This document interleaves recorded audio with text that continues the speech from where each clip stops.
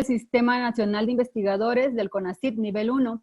Ha realizado estancias de investigación en las universidades italianas de Perugia y Bolonia. Autor de libros, entre ellos, Las sentencias constitucionales atípicas en el derecho comparado y en la acción de inconstitucionalidad mexicana. Influencia de la doctrina en las decisiones de la Suprema Corte de Justicia Mexicana. Es autor de más de 50 capítulos de libros, artículos especializados, prólogos, voces, reseñas bibliográficas y otros escritos publicados en países como Argentina, Brasil, Colombia, España, Italia y por supuesto México, sobre temas relacionados con sentencias constitucionales y convencionales, derecho comparado, interpretación conforme a la Constitución, derecho procesal constitucional, juicio de amparo, influencia de la doctrina en la jurisprudencia de los tribunales constitucionales, presunción de constitucionalidad de la ley, interpretación constitucional y legal, justicia constitucional local, inconstitucionalidad por omisión legislativa, entre otros. Es coordinador de 9 obras, entre las cuales se encuentran el Diccionario de Derecho Procesal Constitucional y Convencional y Bioética y Decisiones Judiciales, junto a las doctoras Pauline Capdeville y María de Jesús Medina Arellano en el 2018. Sin más premio, los dejamos con su ponencia. Muchas gracias, Alejandra. Bueno, pues buenas noches a todas y a todos.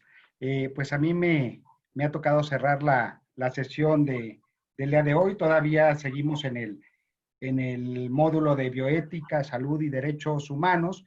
Y lo que me propongo a lo largo de esta hora y 15 minutos más o menos, menos de más o menos una hora, lo que me propongo es que analicemos algunas de las sentencias más relevantes que han emitido los tribunales constitucionales o las Supremas Cortes, específicamente la Suprema Corte de Justicia de la Nación Mexicana. Entonces, por motivos de tiempo, desde luego, daré un pequeño panorama acerca de algunos principios relevantes y después me ceñiré a analizar únicamente 2 sentencias. Una de ellas que tiene que ver con donación de órganos y la otra que tiene que ver con matrimonio igualitario. Voy a ir poniendo algunas diapositivas para ir siguiendo una mejor metodología en lo que les voy a ir comentando. Desde luego, estas sentencias influyen en gran medida en la creación de políticas públicas, por ejemplo, que tiene que llevar a cabo el gobierno mexicano, pero también influye en la modificación de algunas disposiciones normativas o en la creación de nuevas leyes, pero también sirven de una pauta importante para que los demás tribunales del país, impulsados por ese afán de proteger derechos humanos, puedan seguir aquellos criterios que ha introducido la Suprema Corte Mexicana en sus sentencias. Entonces, miren, brevemente sí creo que tendría que dar por lo menos algunas pequeñas pinceladas en relación a un tema que es básico y que los abogados tenemos muy estudiados, pero partiendo de la idea de que la mayoría del grupo no son especialistas en derecho, sino que son médicos, algunos psicólogos o dedicados a otras disciplinas del conocimiento, pues sí voy a, por lo menos de manera muy general, hacer alusión a algunas cuestiones básicas y desde luego lo que me propongo es desarrollar estos conceptos básicos de la manera más sencilla posible. Hay que tomar desde luego en consideración que el poder legislativo, ya sea el poder legislativo federal llamado Congreso de la Unión o los poderes legislativos locales, es decir, los 32 poderes legislativos que hay en las 32 entidades federativas mexicanas, son los intérpretes auténticos de la Constitución. Es decir, el poder legislativo es el primero que tiene que interpretar el contenido de la Constitución mexicana al momento de desarrollar o pretender desarrollar el ordenamiento jurídico, las leyes, ¿sí? Para regular determinadas situaciones que se presentan en la realidad. Pero al desarrollar esas disposiciones normativas, esas leyes, se supone que el Poder Legislativo, como intérprete auténtico de la Constitución, y derechos establecidos en la propia Constitución. Pero ¿qué pasa cuando el Poder Legislativo no considera, no toma en cuenta el contenido de la Constitución al crear leyes? Pues ahí es donde aparecen los tribunales y especialmente la Suprema Corte de Justicia de la Nación, para poder declarar la inconstitucionalidad de esa ley que va en contra de la Constitución y que al momento de ser desarrollada por el legislador no ha tomado en consideración todos los principios, los valores y reglas que deberían de haber quedado contemplados en esa ley para proteger el principio de supremacía constitucional. Es decir, ninguna ley puede ir en contra de aquello que dice la Constitución, y cuando se trata de temas en materia de derechos humanos, de aquello establecido también en los tratados internacionales en esa materia. Pero hay que tomar en cuenta que cuando la Suprema Corte, por ejemplo, no se limita a declarar la inconstitucionalidad de la ley, esto puede generar vacíos innecesarios en el ordenamiento jurídico.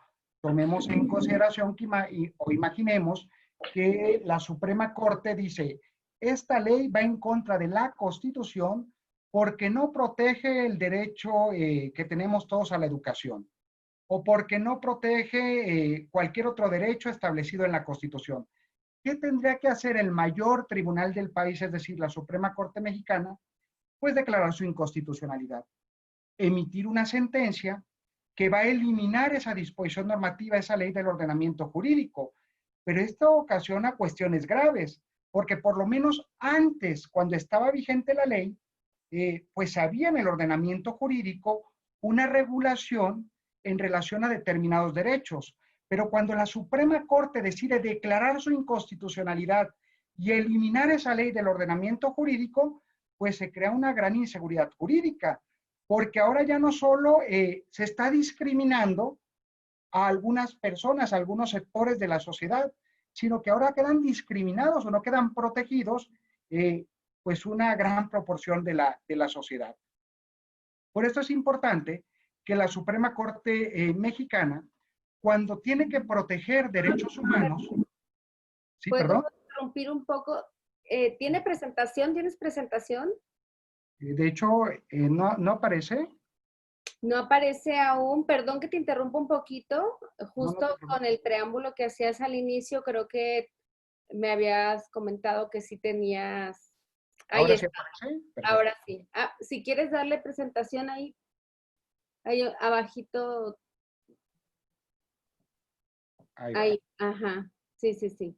Es que te veía correr mediante tus diapositivas, como siempre, preparadas para la ocasión. Gracias. Ahí está. Vale. Muchas gracias. No, de nada, gracias a ti. Entonces les decía que la Suprema Corte Mexicana, cuando tiene que proteger derechos humanos, lo que tiene que tomar en consideración es algunos principios básicos que precisamente tienen la finalidad de evitar crear vacíos innecesarios en el ordenamiento jurídico, esto también conocido como horror vacui o también llamado horror al vacío normativo. Y esto es problemático, sobre todo si tomamos en consideración que en muchas ocasiones cuando un tribunal declara la inconstitucionalidad de una ley por no proteger derechos humanos y le notifica esa sentencia al Poder Legislativo, lo ideal sería lo siguiente, que el Poder Legislativo, en el periodo de sesiones que está conociendo, vuelvan a discutir los diputados, por ejemplo, la configuración de esa ley. ¿Para qué? Para que cuando la vuelvan a crear, deje de ser precaria y deje de discriminar a determinados sectores de la sociedad. Pero la realidad es totalmente diferente. Se le notifica esa sentencia y pueden pasar meses o incluso años para que el Poder Legislativo decida regular aquellas disposiciones normativas, aquellas cuestiones que son importantes que queden configuradas en el ordenamiento jurídico. Entonces, ante este temor por parte de la Suprema Corte Mexicana, por parte del mayor tribunal del país, lo que decide hacer la Corte es utilizar esos tres principios que ustedes están viendo en la diapositiva. El principio de presunción de constitucionalidad de la ley, el principio de interpretación conforme a la Constitución y el principio de conservación del derecho. Entonces voy a hacer algunas alusiones muy breves en relación a estos tres principios, los cuales me servirán de base para después dar cuenta de las dos sentencias a las cuales me quiero referir. Comenzando por el principio de presunción de constitucionalidad del derecho.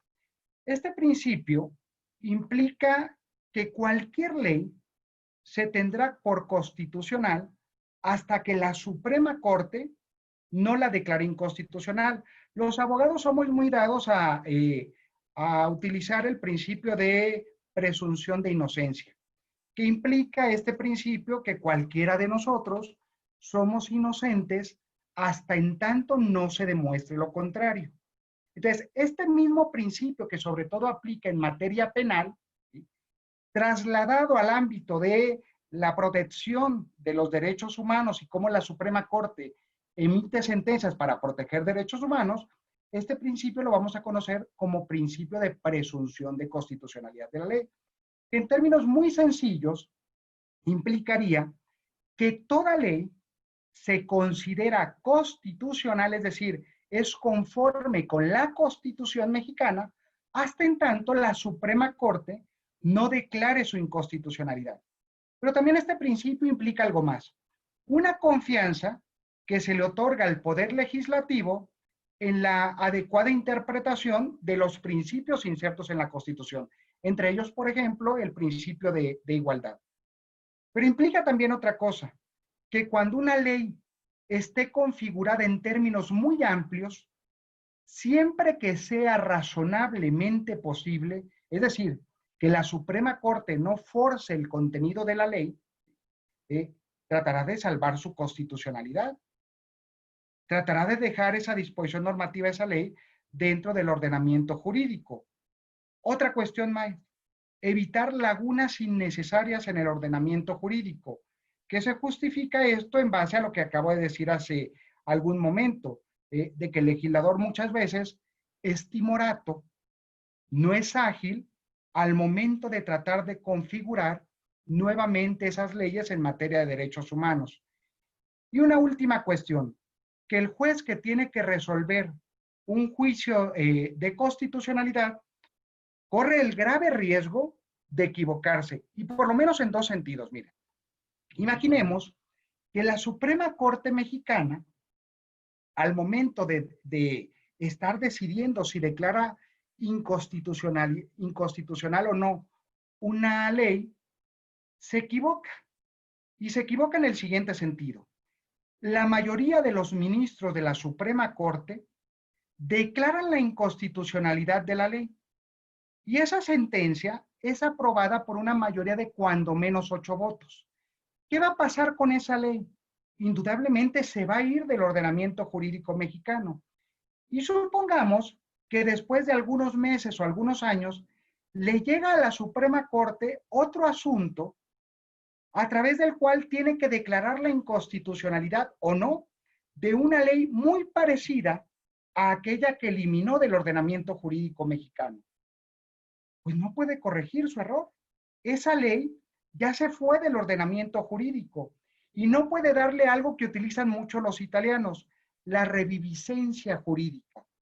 En términos más coloquiales diríamos que esa ley declarada inconstitucional, la Suprema Corte la mató, es decir, la eliminó del ordenamiento jurídico, y una vez que se va del ordenamiento jurídico mexicano, esa ley no se puede revivir, no se puede volver a poner dentro del ordenamiento jurídico. Por lo tanto, no puede corregir su error la Suprema Corte. Vamos al supuesto número 2, que es precisamente el supuesto inverso. Imaginemos que los ministros integrantes de la Suprema Corte Mexicana deciden salvar la constitucionalidad de la ley. Es decir, parten de que la ley se presume como conforme con la Constitución, que esa ley sometida a control no vulnera ningún derecho humano, no vulnera ningún principio constitucional. Y entonces los ministros de la Corte deciden emitir una sentencia que salva la constitucionalidad de la ley. ¿Qué pasaría si después de algún tiempo, también dentro de algunos meses o algunos años, los ministros de la Suprema Corte se dan cuenta de que se equivocaron? Es decir, que dejaron dentro del ordenamiento jurídico mexicano una ley que en realidad, tras un estudio más profundo, es contraria a la Constitución. Pues ahí sí se podría corregir su error de la Suprema Corte. Y lo pueden hacer diversos jueces del país. Al momento de tener que aplicar esa ley que sigue vigente en el ordenamiento jurídico mexicano a un caso concreto, podrían declarar su inconstitucionalidad y decidir inaplicarla. Es decir, no la eliminan del ordenamiento jurídico, como sí puede hacerlo la Suprema Corte, que es la que tiene el monopolio de eliminación de la ley, pero sí podrían inaplicarla a un caso concreto. Y más allá, podría suceder que en el futuro le vuelva a llegar ese mismo asunto a la Suprema Corte a través de juicio de amparo en revisión, que es el juicio idóneo para proteger derechos humanos. Ahí la Suprema Corte podría corregir por sí misma su error, podría declarar la inconstitucionalidad de la ley que con anterioridad dejó puesta en el ordenamiento jurídico mexicano. Se dan cuenta de que estas son razones importantes, razones de peso, para que la Suprema Corte Mexicana prefiera presumir la constitucionalidad de la ley antes de declarar su invalidez y eliminarla del ordenamiento jurídico mexicano. A esto me refiero cuando hablo del principio de presunción de constitucionalidad de la ley, que es el que se aplicó, por ejemplo, en relación al tema que veremos más adelante de matrimonio igualitario. Segundo principio relevante, el principio de interpretación conforme no solo a la Constitución, sino también al corpus juris internacional en materia de derechos humanos, es decir, a los tratados internacionales en esa materia. Muchas veces cuando nos ponemos a estudiar este principio de interpretación conforme y a mis alumnos les hago la pregunta de a partir de qué momento se configura en México o se inserta en México el principio de interpretación conforme, la gran mayoría contesta que es a partir de la reforma constitucional en materia de derechos humanos de junio de 2011. Y no están tan errados, pero sí hay que hacer algunos matices. Es verdad que en esa reforma de la fecha que acabo de mencionar, el principio de interpretación conforme, que ahora lo explicaré más adelante, se eleva a rango constitucional, es decir, está configurado, está inserto en la Constitución mexicana, es decir, es un principio que tiene un gran valor. Pero incluso antes de que ese principio estuviera establecido en la Constitución de nuestro país, ese principio ya venía siendo utilizado desde hace muchísimos años, no solamente por la Suprema Corte Mexicana, sino también, por ejemplo, por el Tribunal Electoral del Poder Judicial de la Federación y por diferentes tribunales, tanto federales como locales en el país.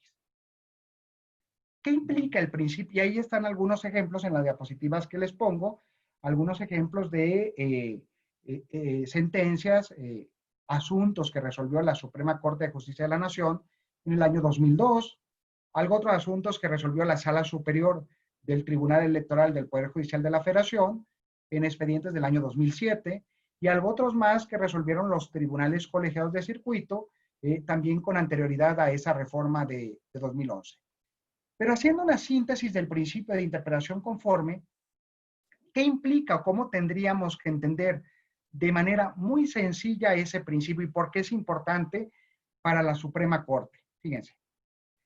Con pequeñísimas variaciones terminológicas, tanto la Suprema Corte como el Tribunal Electoral, como los tribunales colegiados y muchos otros tribunales del país, establecen lo siguiente, que cuando un artículo, cuando una ley admita diferentes interpretaciones, es decir, cuando cualquier artículo de algún código, de alguna ley, al momento de que el juez quiere aplicarlo para resolver un caso concreto, un asunto en específico, ¿sí?, Y ese artículo puede ser interpretado en dos o más sentidos diferentes, es decir, se puede aplicar en dos o más formas diferentes. Lo que tiene que hacer el juez que está conociendo del asunto, aplicando el principio de interpretación conforme, es salvar la constitucionalidad de la ley y aplicar ese artículo de la manera que sea más benéfica al ser humano, es decir, de la forma a través de la cual se proteja en mayor medida los derechos humanos, pues de todas y de todos los ciudadanos. Eso implicaría el principio de interpretación conforme a la Constitución.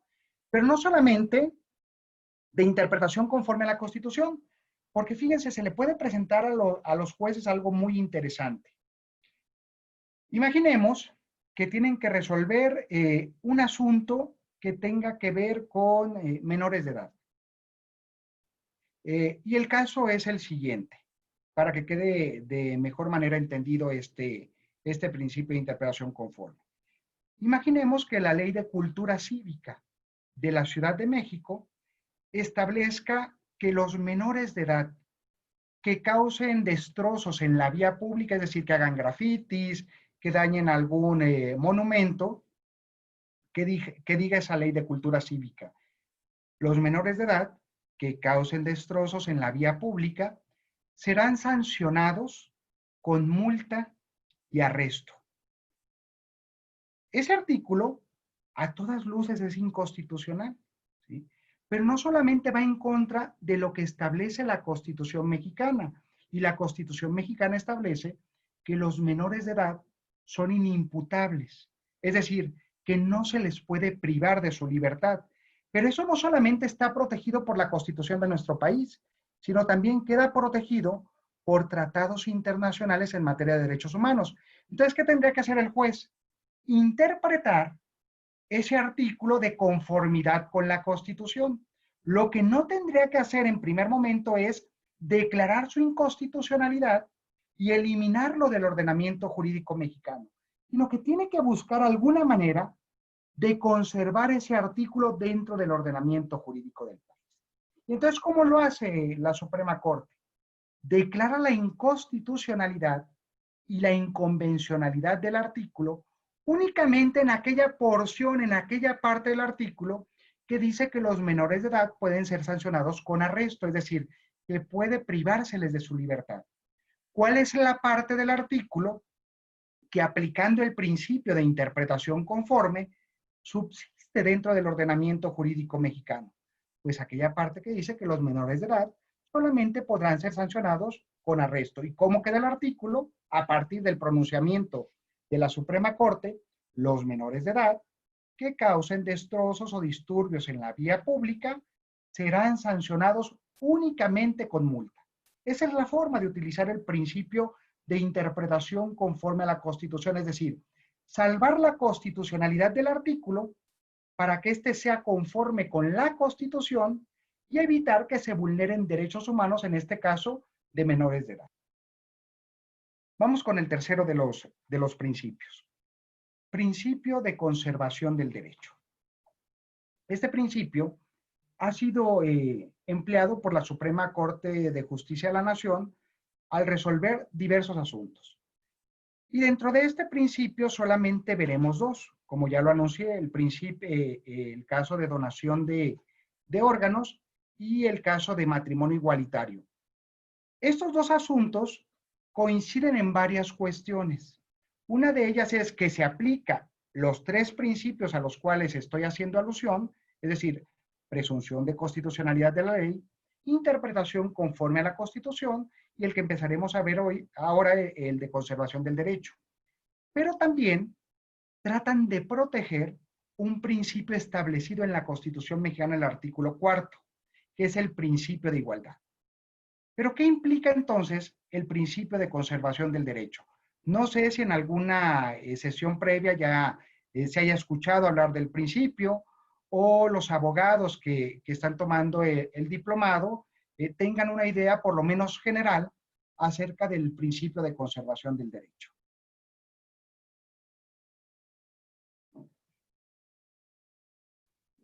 ¿Alguien que quiera participar?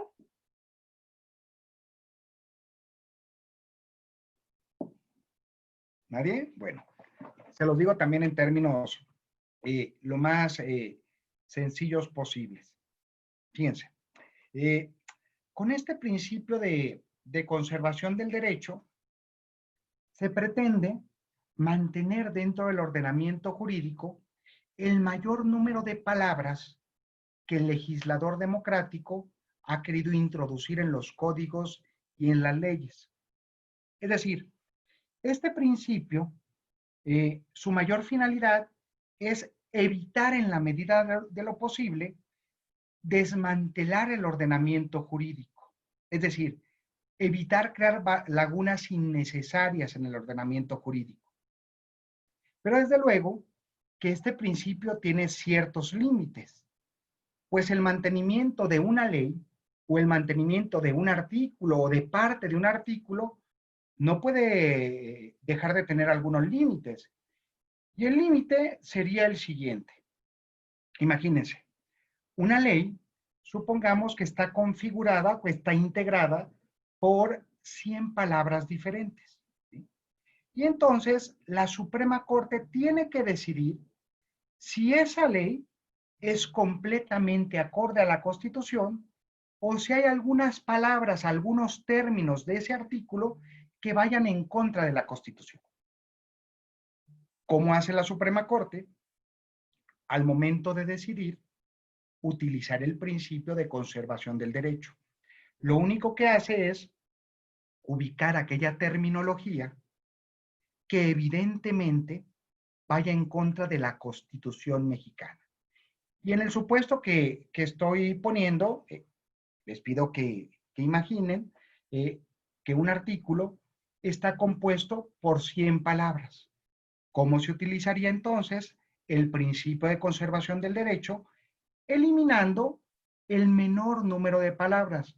1, 2, 3, 4, 5, 6 palabras, ¿sí? Entonces, esas palabras son las únicas que declara inconstitucionales la Suprema Corte. ¿Cuál sería el límite? Que después de que la Suprema Corte decide agarrar esas palabras y eliminarlas del ordenamiento jurídico, el artículo se sigue entendiendo sin ningún problema. Es decir, que la Suprema Corte Mexicana no incorpore algunos términos, algunas palabras, para ahora sí, a través de su sentencia, justificar que ese artículo es completamente acorde con la Constitución. Y es importante tomar en consideración este límite al cual estoy haciendo alusión, porque imagínense lo grave que es cuando la Suprema Corte Mexicana, que se supone que es la mayor defensora del ordenamiento jurídico mexicano, decide declarar la inconstitucionalidad de una ley, algunas palabras de esa ley que van en contra de derechos humanos, y después de que hace este ejercicio, incorpora algunos términos al artículo. Y con esa incorporación cambia totalmente el sentido de la ley, tal como el legislador democrático quiso incorporarlo en el ordenamiento jurídico. Ese es un suceso muy grave, porque la Suprema Corte no está respetando la labor primordial de otro de los poderes del Estado, como es el poder legislativo. Entonces sí quiero insistir mucho en que cuando la Suprema Corte utiliza el principio de conservación del derecho, debe de tener mucho cuidado. Y supongamos que al artículo le faltan esas palabras que la Corte declaró inconstitucionales. Leemos el artículo y el artículo ya no tiene ningún sentido, no tiene razón de ser, no se puede entender. Lo único que le quedaría a la Suprema Corte es declarar su inconstitucionalidad total, eliminar ese artículo del ordenamiento jurídico mexicano y pues ni modo, esperar, tal vez esperar sentados a que al Poder Legislativo se le ocurra volver a discutir, volver a configurar e introducir en el ordenamiento jurídico ese artículo declarado completamente contrario a la Constitución.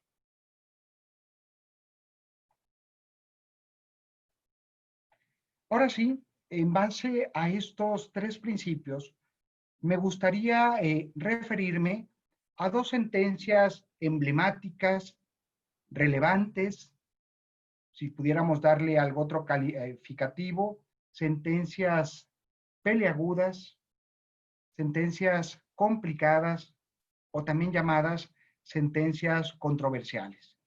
Y estas dos sentencias a las cuales me voy a referir, como les voy a ir comentando, han utilizado los tres principios. El principio de presunción de constitucionalidad de la ley, el principio de interpretación conforme a la Constitución y el principio de conservación del derecho. Quiero hacer una acotación antes de poner los dos ejemplos.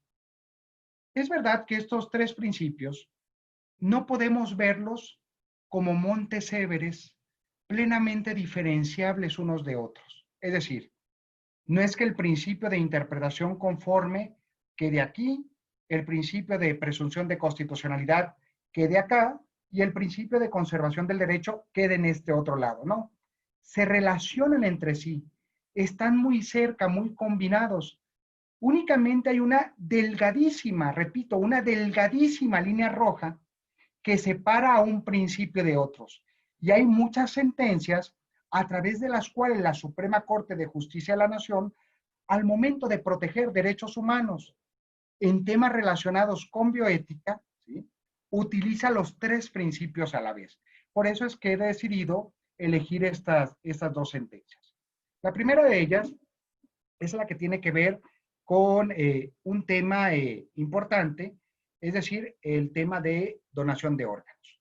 Fíjense, el primer estado que reguló lo relativo a la donación de órganos es precisamente la entidad federativa de la cual somos originarios, pues una de las coordinadoras de este diplomado, la doctora Marichuy, el estado de Nayarit. En este estado se incorpora lo relativo a la donación de órganos en el artículo 24-A del Código Civil. Primer error en el cual incurrió el legislador nayarita, porque lo relativo a donación de órganos, pues la legislación, específicamente un Código Civil, no sería el documento normativo idóneo para incorporar este tipo de asuntos, sino, por ejemplo, la Ley General de Salud, como con posterioridad se hizo. Pero, ¿qué decía el artículo 24-A del Código Civil nayarita? Toda persona capaz tiene derecho a disponer parcialmente de su cuerpo en beneficio terapéutico de un familiar hasta el 4º grado de parentesco, siempre que tal disposición no le ocasione una disminución permanente de su integridad física ni ponga en peligro su vida. En síntesis, el artículo 24-A del Código Civil nayarita, al regular lo relativo a la donación de órganos, si se fijan, hizo varias limitaciones. Desde una postura analítica, vamos a descomponer las partes que integran este artículo. En primer lugar, solamente puede donar alguno de sus órganos una persona capaz, es decir, un discapacitado no podría ser donante de un órgano. Segunda, perdón, no sé si alguien quería participar o comentar algo, ¿no? Sí. Entonces, segunda limitación. Entonces, solamente pueden donar órganos los capaces jurídicamente. Solamente podrían donar alguno de sus órganos, es decir, una parte de su cuerpo. Tercera limitación. Esa donación de alguno de sus órganos solamente puede ser en beneficio terapéutico de un familiar, pero no en beneficio terapéutico de cualquier familiar, sino solamente de aquellos familiares que se ubiquen dentro del 4º grado de parentesco. Es decir, yo podría donarle alguno de mis órganos de acuerdo a esta regulación, ¿sí?, a mi papá, a mi abuelo, a mi bisabuelo, a mi hermano, ¿sí? Es decir, aquellos familiares que de acuerdo al derecho civil se ubican dentro del 4º grado de parentesco. una limitación más. Va otra. Siempre y cuando tal donación de alguno de mis órganos no me ocasione una disminución permanente de mi integridad. Y última limitación, que esa donación de alguno de mis órganos no ponga en peligro mi vida. ¿Qué opinan en relación con este artículo que en el estado de Nayarit reguló lo relativo a la donación de órganos? ¿Por qué se les ocurre que el Poder Legislativo, al momento de configurar ese artículo, decidió poner todas estas limitantes? Y en una última parte les pediría que se centraran en la limitante que dice: únicamente puedo donar alguno de mis órganos a familiares que se encuentren dentro del 4º grado de parentesco. Les pido por favor entonces que, para que la sesión no se convierta en un monólogo, me ayuden con algunas participaciones. Sí, levantó la mano Ariadna Tobar. Sí, se me ocurre que tal vez uno de los fines que quería el legislador era precisamente evitar la comercialización de los órganos, ¿no? Que tuvieran un interés comercial o que se generara, por ejemplo, también un mercado negro de órganos. De hecho, Ariadna, esta fue la razón principal.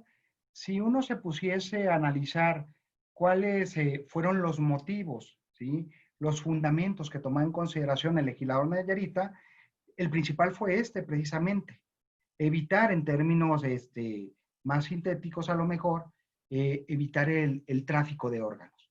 Y eso es lo que vamos a encontrar en diferentes partes de la exposición de motivos de la creación de esta ley, que evitar tráfico de órganos, venta indiscriminada de órganos. Por eso dijo hasta el 4º grado de parentesco, porque entendió el legislador de esta entidad federativa que si alguno de nosotros donaba alguno de sus órganos a su papá, a su hijo, a su hermano, pues como nos dice la lógica, no íbamos a venderle, no íbamos a buscar un fin de lucro, y menos aún íbamos a traficar con esos órganos. ¿Qué opinan entonces en Víctor, relación? perdón. Adelante. Hay otra participación. Víctor Palacios. Adelante. Sí, bueno, yo tenía un comentario acerca de esta parte de la última parte que decía: no le ocasiona una disminución permanente de su integridad física ni ponga en peligro su vida. Que yo siento que esa parte, bueno, para mí es la parte más ambigua de toda el enunciado, porque pues estamos presuponiendo que la donación sería como muy benéfica, o sea, que solamente tendría como partes buenas. Y sin embargo, digo, por lo menos yo creo que los que estamos en el área de la salud sabemos que toda donación implica de entrada un riesgo de poner en peligro la vida del paciente por todos estos rechazos, etcétera, y el sometimiento a terapias inmunomoduladoras, etcétera. Entonces, desde ahí yo siento que es la parte más débil del argumento, bueno, del enunciado, porque entonces no se podría tal cual donar. O sea, claro, porque sí, toda donación implicaría un peligro de vida, ¿no? Sí, de hecho, desde luego, los médicos que están tomando el diplomado sabrán mucho más que yo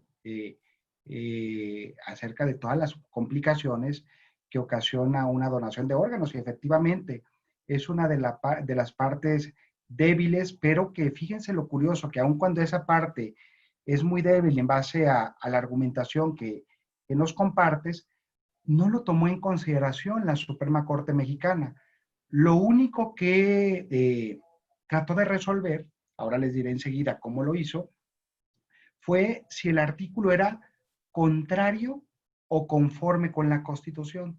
Si el artículo protegía los diferentes principios y los diferentes derechos establecidos en la Constitución y que se relacionaban de manera específica con este artículo o no. Es decir, no se metió ni siquiera a valorar la primera parte que dice toda persona capaz, ¿sí?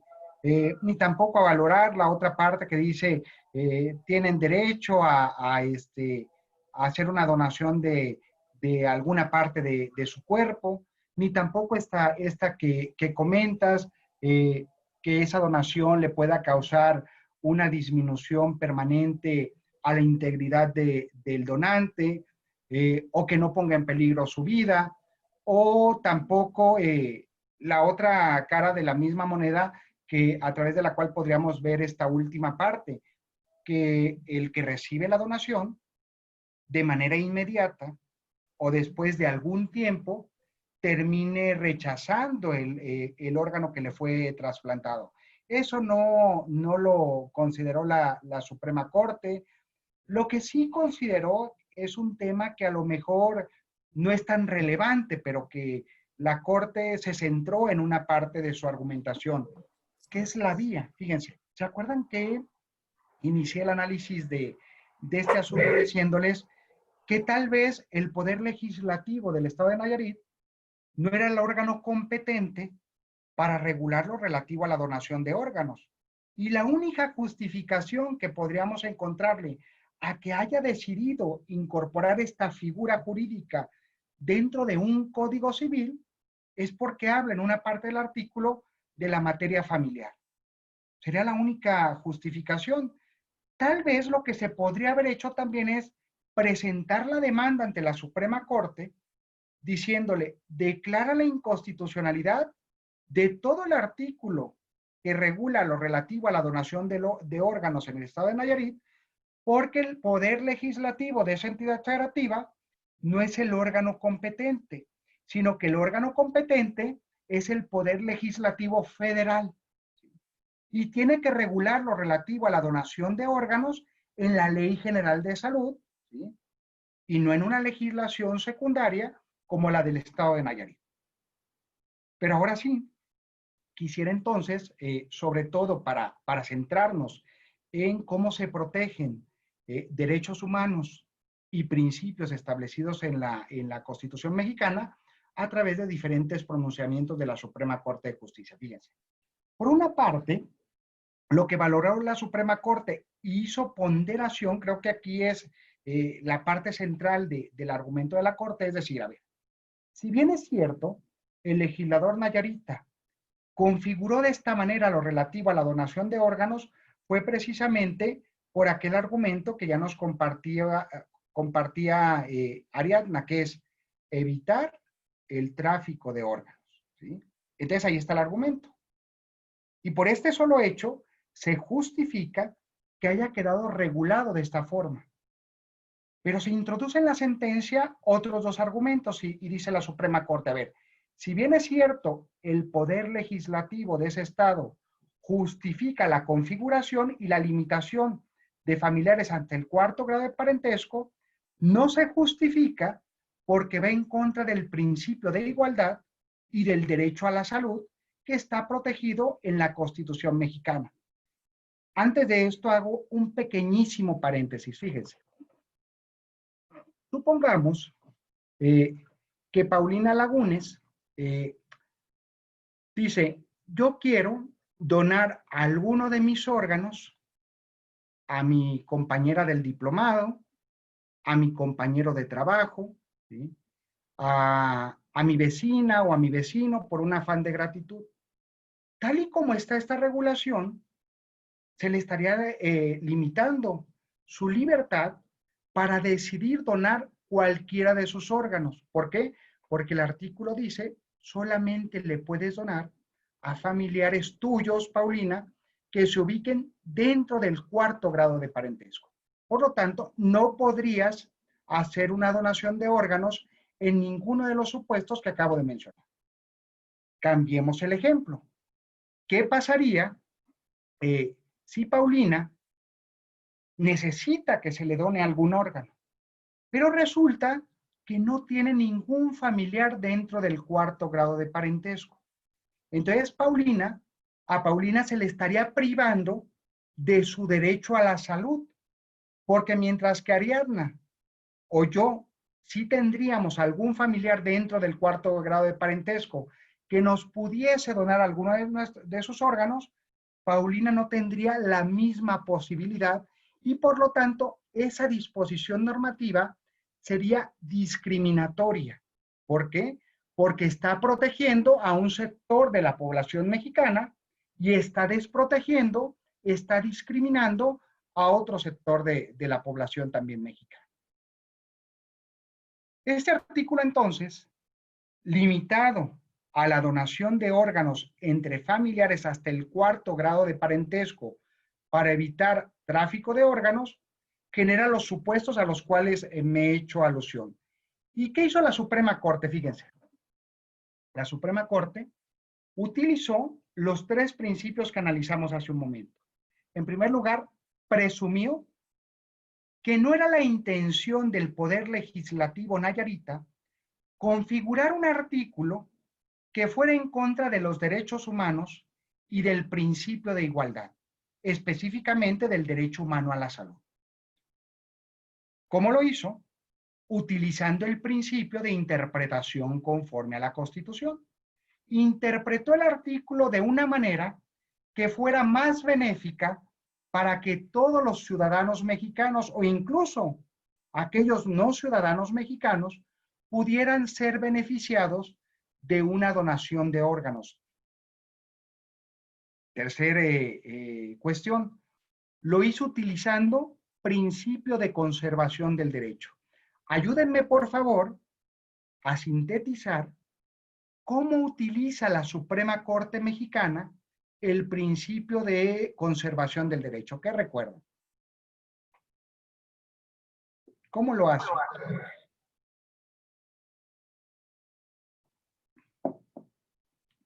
Alejandro Ramos, adelante.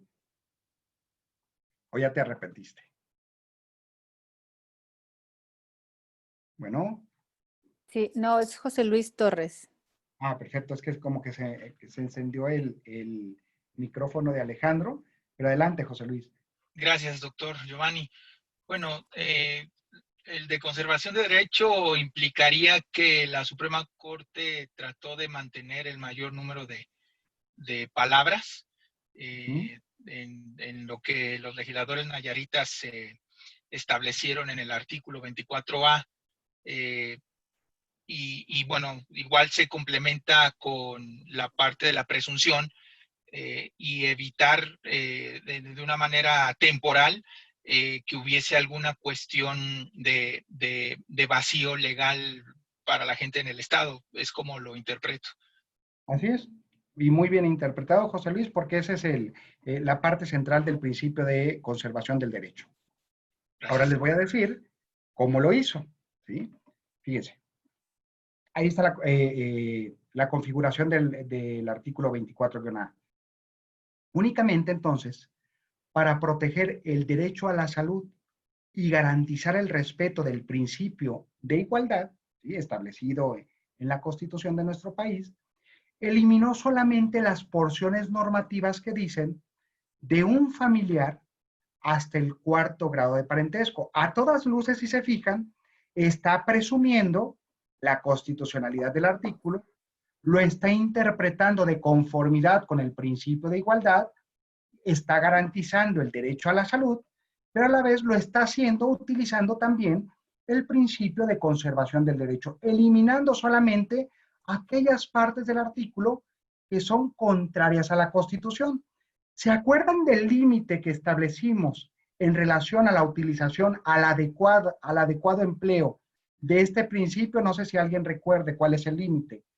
¿Cuándo sí y cuándo no tendría que utilizar el principio la Suprema Corte? ¿Alguien por ahí? Adelante, José Luis. Ah, ok. Bueno, igual Paulina estaba ahí, pero... Sí. Sí, Paulina. Adelante, Paulina. Gracias. ¿Paulina? Sí, adelante, Paulina. No, mi duda va dirigida a algo más de lo que habías comentado al inicio. Entonces, estoy esperando al final. Ah, perfecto. Sí. Bueno, el límite sería no contraria a la Constitución. ¿Vale? Ese es el límite principal para utilizar estos principios. Pero otro límite básico, José Luis, sería, acuérdense, no hacerle decir a la ley algo que no se justifica que diga. Una vez que se eliminan esas palabras, lo que no debería, y digo lo que no debería, porque en muchas ocasiones es precisamente lo que hace la Suprema Corte, lo que no debería es, si el artículo no se entiende después de aquellas porciones que le quita la Suprema Corte, ¿sí?, lo que no tendría que hacer es suplantar al legislador, incorporarle palabras al artículo para que éste tenga un sentido y pueda ser aplicado. Entonces, en esta sentencia que estoy comentando de donación de órganos, utilizó de manera adecuada la Suprema Corte el principio de conservación del derecho también, porque una vez que le quita esas partes que están señaladas con azul, ¿cómo se lee el artículo? Toda persona capaz tiene derecho a disponer parcialmente de su cuerpo en beneficio terapéutico, siempre que tal disposición no le ocasiona una disminución permanente de su integridad ni ponga en peligro su vida. Si se fijan, utilizó los tres principios de manera adecuada, ¿sí? Y no hubo necesidad de incorporarle algunas palabras al artículo. A partir del pronunciamiento de la Suprema Corte, ya no se sigue discriminando, ya no se sigue lesionando el principio de igualdad y se garantiza el derecho a la salud de todas y de todos. Creo que fue una buena sentencia esta. Vamos con la siguiente. Fíjense, la mayoría de los códigos civiles mexicanos definen la figura del matrimonio de la siguiente manera: como la unión entre un hombre y una mujer con fines de procreación. Esta es la regulación normal. Hay otros códigos civiles de algunos estados de la República que dicen: matrimonio es la unión entre un solo hombre y una sola mujer con fines de procreación, o entre un solo hombre y una sola mujer para darse ayuda mutua, o bien otras regulaciones dicen la unión entre un solo hombre y una sola mujer para perpetuar la especie. Y eso es lo que dicen la mayoría. En los últimos años se ha ido cambiando esto. Hay algunas entidades federativas, un poquito más de la mitad ya en nuestros días, que han cambiado la regulación en relación a la figura del matrimonio. ¿Para qué? Para evitar discriminar aquellas uniones entre dos hombres y entre dos mujeres. Pero lo que es cierto es que muchas entidades federativas no han tenido la voluntad, digámoslo de esta manera, la voluntad política de garantizar, ¿sí?, la igualdad entre todas y todas relacionadas con la figura del matrimonio. ¿Qué hace la Suprema Corte de Justicia de la Nación? Fíjense. Utiliza también, cuando le llega el asunto tiene que ver, bueno, con diferentes entidades federativas, pero uno de los asuntos más emblemáticos son aquel que le llegó a la Suprema Corte con relación al código del Estado de Oaxaca, que regulaba la figura del matrimonio. Matrimonio es la unión entre un hombre y una mujer con fines de procreación. ¿Qué dice la Suprema Corte? Este artículo es discriminatorio. Va en contra del principio de igualdad también establecido en la Constitución mexicana. Y en la misma sentencia hace lo siguiente, dice: tengo que proteger el principio de igualdad, pero también el libre desarrollo de la personalidad. ¿Por qué voy a limitar la figura del matrimonio como tradicionalmente se ha hecho y no tomando en consideración que hay diferentes tipos de familias en nuestros días? Familias integradas por un varón que se hace cargo de los hijos, por una mujer que se hace cargo de los hijos, por un varón y una mujer que además de tener hijos, pues viven con ella los abuelos, o familias entre un solo hombre y una sola mujer que han decidido no tener hijos o que no pueden tener hijos y que han decidido no utilizar algunas de las técnicas de reproducción asistida que ya vieron o que seguramente verán a lo largo del diplomado. Pero también hay otro tipo de familias, familias conformadas por dos hombres o por dos mujeres. ¿Qué hace la Suprema Corte utilizando también entonces principio de presunción de constitucionalidad, principio de interpretación conforme y principio de conservación del derecho. Dice, no voy a eliminar del ordenamiento jurídico ese artículo que a todas luces es contrario a la Constitución. Lo que voy a hacer es utilizar los tres principios y desde luego, claro está, el principio de conservación del derecho. Y lo hace de la siguiente forma. Si se fijan en la diapositiva, está subrayado la palabra entre un hombre y una mujer con fines de procreación. Está utilizando, si se fijan, el principio de conservación del derecho. La Suprema Corte está eliminando únicamente aquellas porciones normativas que son contrarias a la Constitución. Pero aquí hay un problema.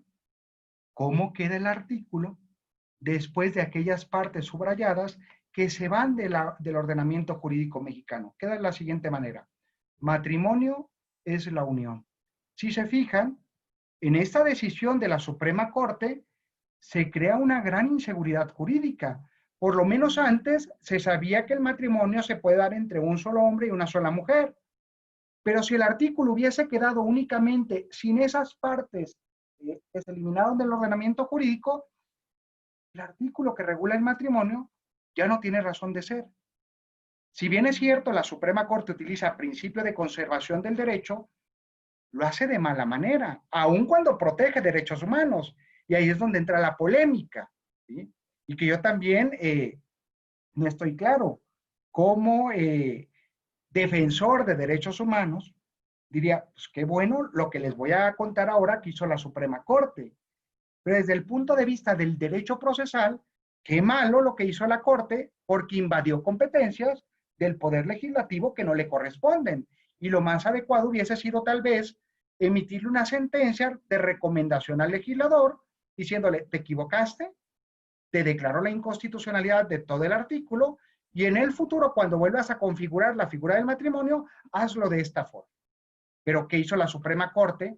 Elimina esa parte del artículo y para que el artículo se siga entendiendo, dice, le agrega lo siguiente. Matrimonio es la unión entre dos personas. Si se fijan, con esa regulación por parte de la Suprema Corte, el artículo ya no es discriminatorio, porque podemos meter en esa clasificación, en ese costal, en ese saco, las uniones entre dos hombres, entre dos mujeres, entre un hombre y una mujer. Es decir, no solamente queda protegido por este artículo, ¿sí?, el matrimonio hetero, sino también el matrimonio igualitario. Entonces, así es como lo hizo la Suprema Corte de Justicia de la Nación.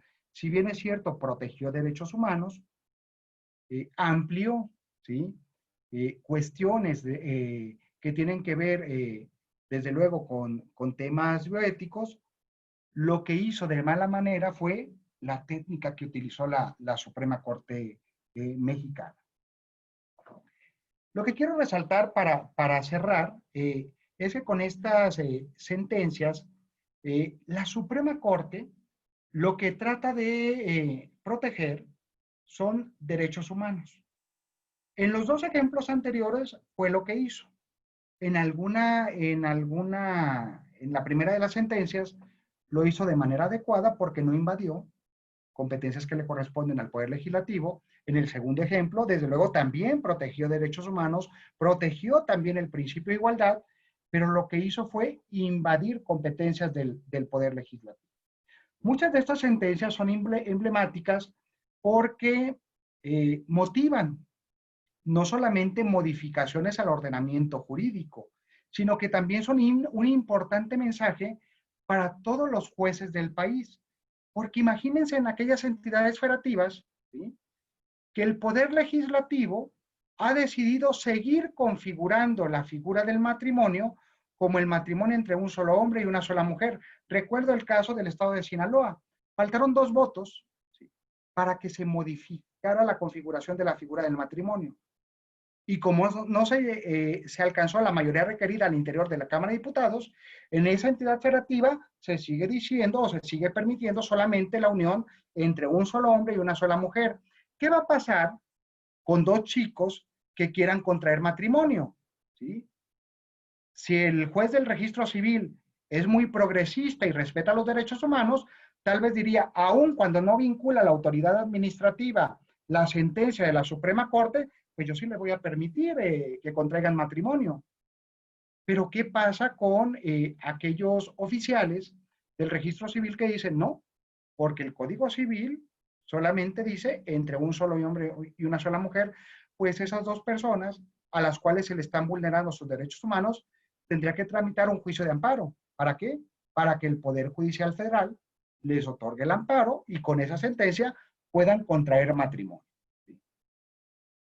Entonces, estos son ejemplos, creo, emblemáticos, relevantes, a través de los cuales la Suprema Corte influye en órganos de la administración pública, influye en la creación de políticas públicas, influye en la configuración de figuras jurídicas por parte del legislador y también influye, desde luego, en las sentencias que en el futuro puedan emitir todos los jueces del país, tanto aquellos de las entidades federativas, es decir, el Poder Legislativo local, como el Poder Legislativo federal. Creo que muchas de las sentencias, sobre todo en los últimos años que ha emitido la Suprema Corte de Justicia y que pretenden proteger derechos humanos, no solamente se basan en lo que dice la Constitución mexicana, sino también en aquello que dicen los tratados internacionales en materia de derechos humanos y desde luego acatan la jurisprudencia de la Corte Interamericana de Derechos Humanos emitida tanto en casos contenciosos, pero también cuando se le hacen se le piden a la Corte que dé su parecer a través de opiniones consultivas. Pues espero que con estos principios y con estos dos ejemplos haya quedado claro cómo la Suprema Corte de Justicia de la Nación protege en gran medida los derechos humanos relacionados con temas que tienen que ver con bioética y en otras ocasiones que tienen que ver con bioderecho. Pues muchísimas gracias por escucharme. Quedo atento. Si somos muy puntuales, quedarían solamente 5 minutos para comentarios, para preguntas y respuestas. Yo no tendría, desde luego, y tengo toda la disposición de quedarme más tiempo, pero estoy a lo que diga mi coordinadora del diplomado. Muchas gracias. Muchas gracias, doctor. Sí tenemos levantadas 2 manitas para participaciones. Paulina Lagunes y Santiago Gatica. Vamos con Paulina, por favor. Hola, doctor, buenas noches. Yo tengo una duda sobre algo que comentaba al inicio, sobre las lagunas legales. Y en sí, precisamente, es cómo funcionan las normas derogativas en los transitorios. ¿Cómo qué, perdón? O sea, ¿cómo funcionan las normas derogativas en los transitorios? Porque cuando leía a Carla Huerta, ella aplicaba que a pesar de que a pesar que en el transitorio se derogaban estas normas, o sea, había una inaplicabilidad de la norma, no se derogaba en sí porque aún seguía existiendo en el ordenamiento jurídico. Entonces, por ejemplo, en materia de salud, si hablamos de cuestiones de plaguicidas o de cuestiones de pues transgénicos en sí, se siguen manejando hay muchas definiciones sobre esto, pero resulta que en leyes siempre se manejan una norma derogativa dentro de un transitorio. Entonces, ahí cómo actuaría la autoridad para decidir sobre estas normas si siguen o no aplicando. ¿A qué te referirías, Paulina, con normas derogativas? Porque a lo mejor yo las entiendo desde otro punto de vista. Ayúdame, por favor, con esto. Inmediatamente después te doy mi punto de vista. Por ejemplo, en las leyes de bioseguridad, ahí manejan acerca de que las normas que contradigan a esta quedan inaplicadas. Ya. Ajá. Sí, ya, va. Mira, entonces tendría que hacer voy a dividir la respuesta en 2 partes.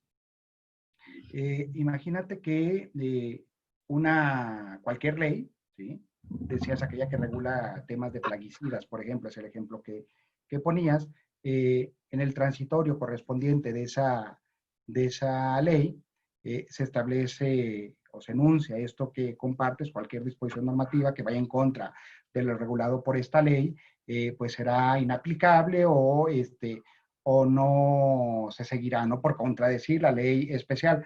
Ahí lo que tenemos que hacer es seguir diferentes criterios.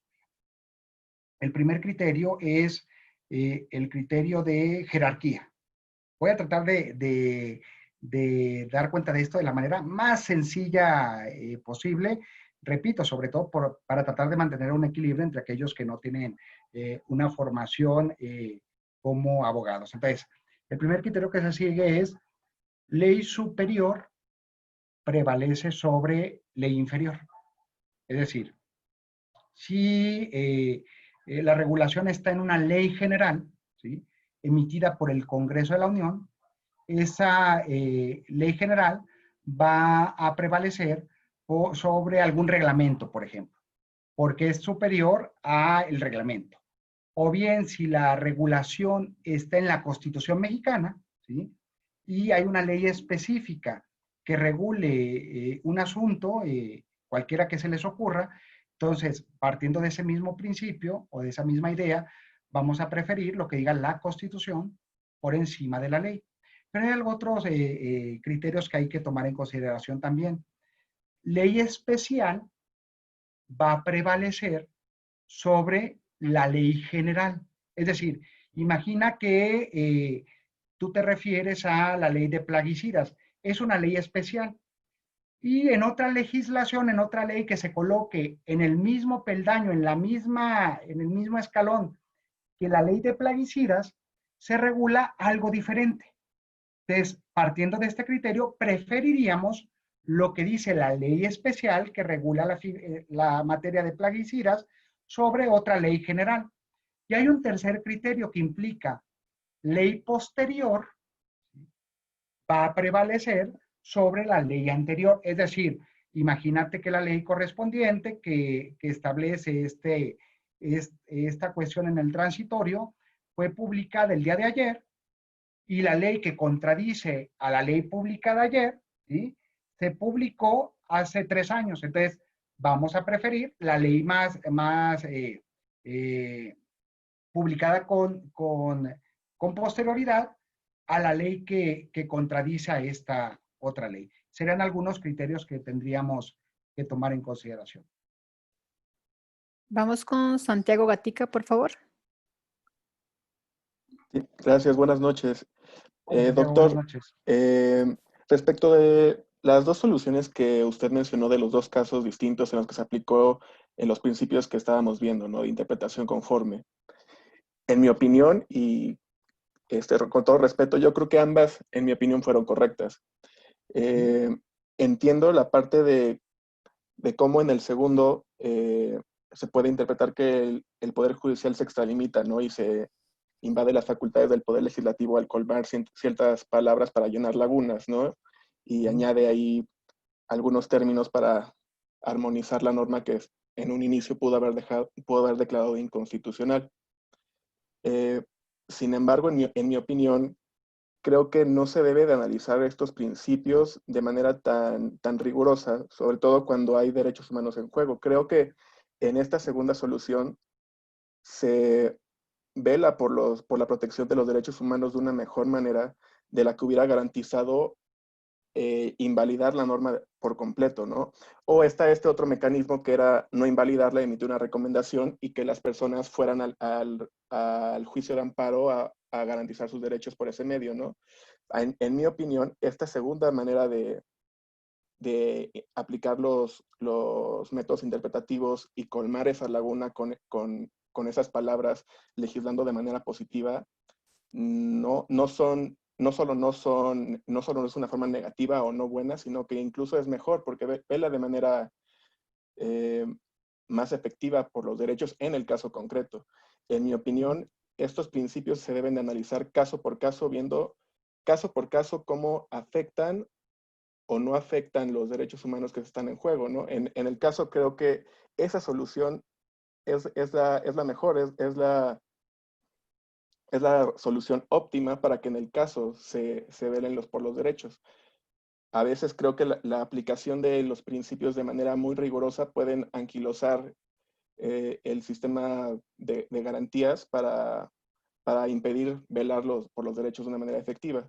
Entonces, en mi opinión, discrepo con lo que usted dice y creo que ambas maneras fueron correctas, porque se atendió en el caso concreto y se ponderó en el caso concreto los beneficios y perjuicios que una u otra solución acarreaba y se optó por una que en el caso beneficiaba de mejor forma. Muchas gracias, doctor. Gracias, Santiago.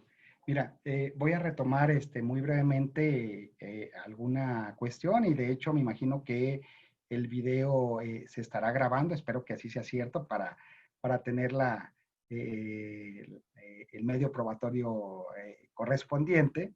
De hecho, no sé si recuerdan que yo lo que dije al momento de referirme a esta última decisión decía que me encontraba dividido y que yo mismo, como defensor de derechos humanos, por una parte estaba a favor de aquello que había hecho la Suprema Corte, porque de lo que se trata es de proteger derechos humanos. Ahí fue donde hice el comentario, sobre todo si partimos de la idea que el Poder Legislativo muchas veces es timorato, no es ágil para tratar de proteger derechos humanos. Entonces ahí es cuando la Suprema Corte, el Tribunal Constitucional Mexicano, ¿sí?, lo que hace es suplantar al Poder Legislativo para proteger algo tan importante como son derechos humanos. Y quiero aclarar, abro un pequeño paréntesis, que esto no es exclusivo de la Suprema Corte Mexicana, sino, no me quisiera meter muchísimo a las ideas originales de Kelsen, porque pues, sería a lo mejor algo tedioso para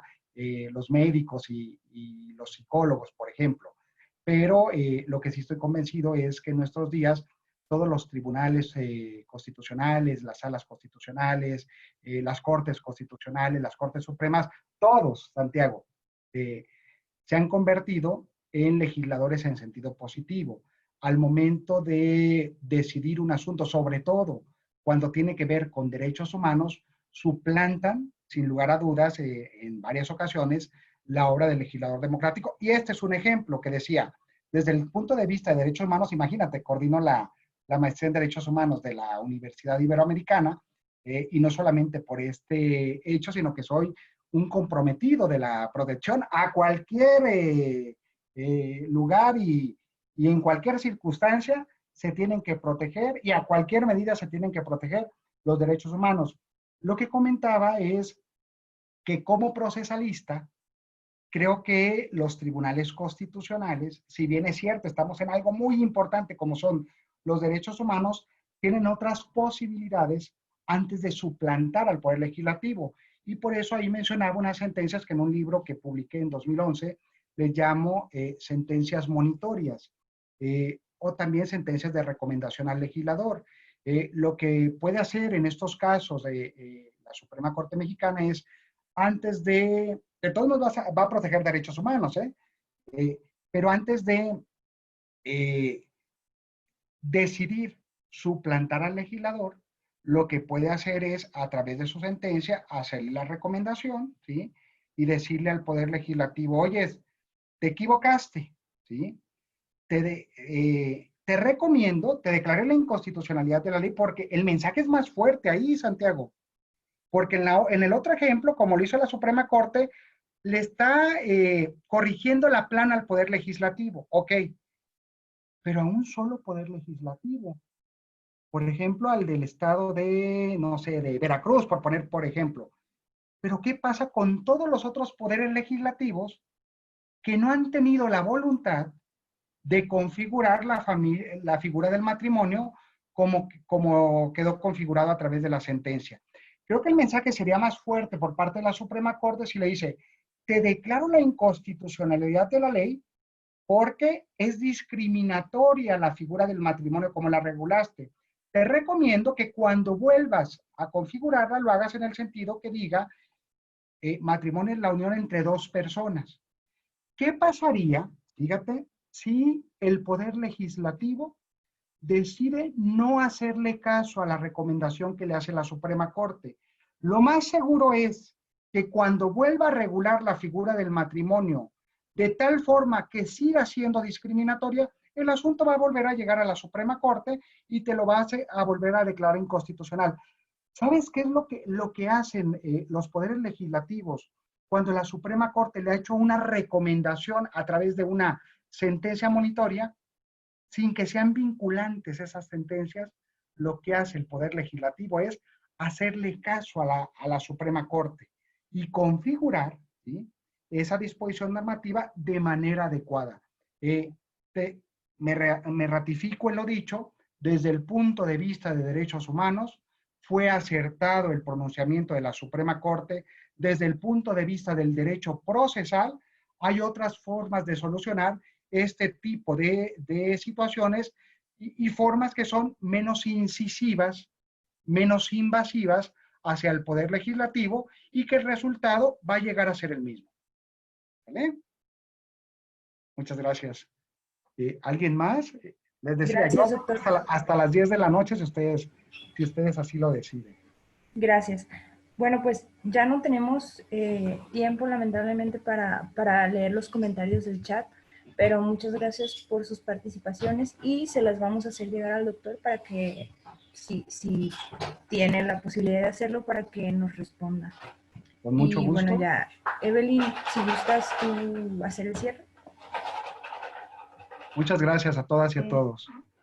Muchas gracias, doctor, por su participación en esta nueva forma de llevar a cabo el diplomado. Muchas gracias por sumarse. Y sería todo de nuestra parte. Para los alumnos, en unos momentos por el WhatsApp les indicamos lo de la asistencia por foros en la plataforma.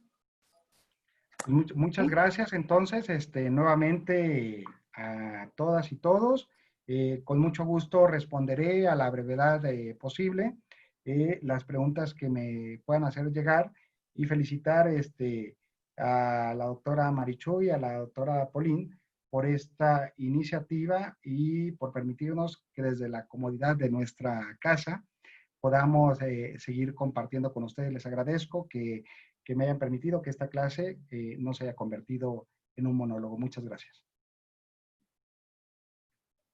Bravo, muchas gracias a ti, de verdad, muchísimas gracias. Tienes varios mensajes, pero como dijo Iris, ya no nos da tiempo, te los hacemos llegar. Sí, te los haremos llegar y la verdad, sí, estamos respetando los mismos tiempos que nos pidió el grupo, si no, al igual que yo me quedaría hasta las 10 de la noche. Pero te hacemos llegar los comentarios. Eso es. Y nada, felicitándote la mayoría. Muchas gracias. Gracias, hasta luego. Buenas noches. Cuídense. Gracias. Cuídense mucho. Sí, por favor. Tú también. Cuídense, cuídense. Gracias. Ni al balcón. No salir ni al balcón. Oye, ¿verdad o mito? Ya, Pues yo no sé, hay que investigarlo, ¿no? Díselos a los chicos, a las chicas, para ver si ellos saben si es verdad o mito lo que digo. Ariadna está con nuestra sobrina. ¿Cómo, perdón? Fue, mira, pero Ariadna se despidió de nosotros con nuestra sobrina. Ah, muy bien. Entonces, pues bueno, ya se los compartes, a ver que a lo mejor nos dan la respuesta si es verdad o mito lo de los balcones. ¿Alguien sabe, por favor, que nos pueda aclarar? Pero sí saben el tema, Marichuy. ¿Cuál tema? De los balcones, ¿pero qué? Las partículas en el aire también están en las... Vaya, que el virus permanece en el aire y podemos estar expuestos si nos salimos a los balcones. ¿Verdad o mito? A cantar o aplaudir o a gritarle de un balcón a otro balcón a alguno de nuestros vecinos. Mito. Aquí dicen todos mito. Sí, es muy pesado el virus. Lo pesado del virus, ¿verdad? Es muy pesado, tiene un tamaño de partícula grande y precipita. Lo que sí es que puede permanecer en superficies, pero tendrías que estar a menos de la distancia recomendada como para que el virus pase de un individuo a otro. Por eso el aislamiento. Vale. Sí, exacto. Yo también sé lo mismo que comentaba José Luis. Aparte, hay que tomar en cuenta que el virus es un virus envuelto. ¿Esto qué quiere decir? Que con cualquier detergente, con que se reseque la superficie donde está, el virus muere y pierde obviamente su capacidad infectiva. Entonces, eso de que salir al balcón pudiera estar expuesto, pues necesitaría ver inmediatamente antes de que nosotros saliéramos, estar una persona infectada ahí, en el balcón, ¿no? O sea, o a lo mejor, Víctor, depende mucho también de la cercanía de los balcones, ¿verdad? Si están como sí, en algunas callejuelas de Guanajuato, muy cercanos, a lo mejor ahí sí, si te pones a declarar el amor o a litigar con alguno de tus vecinos cuyo balcón está a menos de medio metro, ahí a lo mejor sí hay mucha posibilidad de contagio. Sí, exactamente. O sea, necesitarían ser como que muchas cuestiones juntarse al mismo tiempo para que se pueda dar. O sea, no es algo así tan general. Finalmente, ¿saben qué es una de las ventajas que yo le he visto al estar en casa o no salir del edificio? Que ahora necesariamente, no sé si sea verdad o mito, yo creo que puede ser verdad, no utilizar los elevadores, sobre todo por los botones que en ellos hay. Entonces, a mí me ha servido sobre todo para hacer ejercicio y bajar y subir por escaleras. Entonces, eso es una forma obligada de ejercitarnos un poco más. Pues muchas gracias nuevamente. Gracias nuevamente, Marichuy. Gracias a ti. Y cuídense nuevamente, es la recomendación. Hasta luego. Gracias, bye. Luego, gracias. Buenas noches, bye. Buenas noches. Te paso el chat. De verdad. De los alumnos que quedan, cualquier duda puede ser, acuérdense que por correo o por el WhatsApp. Y creo que habían dudas para el foro de asistencia, ¿verdad? Entonces, recuerden que la doctora Marichuy había dicho que se harían al final de la sesión. Y Dan Ariel entonces va a habilitarlos en un ratito. Tengo una duda. Ya están habilitados. De hecho, si alguien tuviera duda, bueno, les explico rápido cómo va a ser la cosa en el foro. El foro está puesto en la plataforma Moodle en la parte de hasta arriba, en la parte de avisos generales. En cuanto entran a la parte del diplomado, luego les sale foro de asistencia y tiene la fecha de hoy. Tiene unas opciones unas opciones de grupos separados para que aparezcan las preguntas. Hay un grupo que yo acabo de habilitar que es foro de preguntas de Zoom. En ese están todos los alumnos de modalidad mixta, modalidad a distancia. Los puse a todos juntos por esta situación extraordinaria, porque aquí se van a hacer la asistencia para esta situación extraordinaria. Le dan clic ahí donde dice grupos separados a foro de preguntas de Zoom y ya están puestas ahí las 3 preguntas. De hecho, ya hay varias réplicas. Hay de algunos de ustedes que ya han contestado algunas cosas. Y bueno, ya sea que respondan a la pregunta específica o que respondan a las respuestas de algunos de sus compañeros, que me parece que sí está habilitada la opción de hacerlo. Con eso nosotros nos fijamos en su respuesta y de acuerdo según cómo contesten, pues tomamos en cuenta su asistencia del día de hoy. No sé si alguien tenga alguna duda, que no puedan ver el foro, algo por el estilo. Cualquier cosa, yo estoy en el grupo de WhatsApp, entonces también ahí me pueden preguntar lo que necesiten o ahorita si alguien lo quisiera hacer de una vez.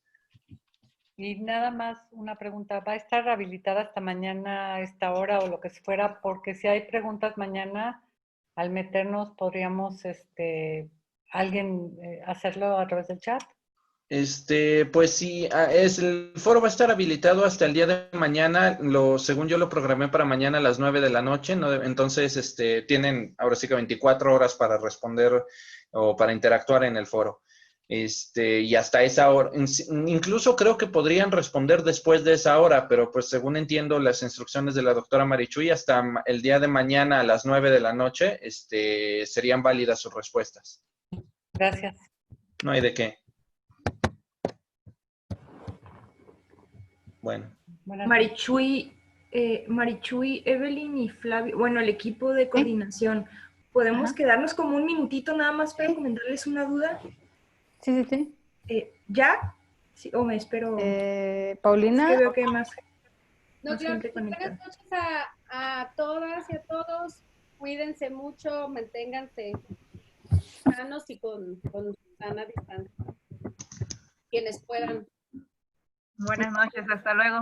Buenas Gracias noches. a todos. Gracias. Gracias. Cualquier duda, pues sí, por el chat. Y es mejor nada más tenerlo abierto 24 horas para que no se saturen. Aquí.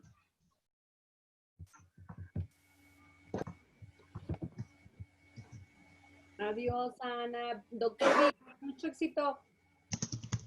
Como siempre, al personal de la salud que está aquí con nosotros, mucho éxito. Cuídense mucho.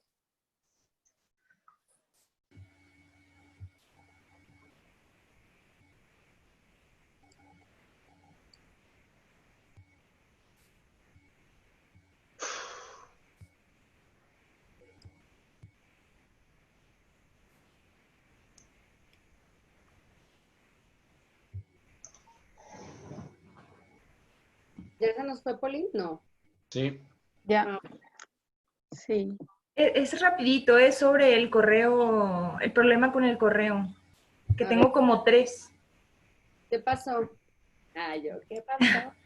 Pues es que, a ver, a mí en la última reunión que tuvimos sobre la logística, cuando explicaron bien, porque yo no había estado, qué era lo que hacía. Déjame apagar la grabación.